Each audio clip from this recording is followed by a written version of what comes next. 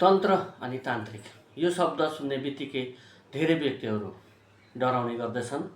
के हो त यो तन्त्र र को हुन् त यो तान्त्रिक भन्ने विषयमा आज सानो जानकारी म दिन गइरहेको छु। हाम्रो शारीरिक, मानसिक, भावनात्मक र आध्यात्मिक क्षमतालाई वृद्धि गर्ने टेक्निक वा तरिकालाई चाहिँ हामी तन्त्र भन्दछौँ।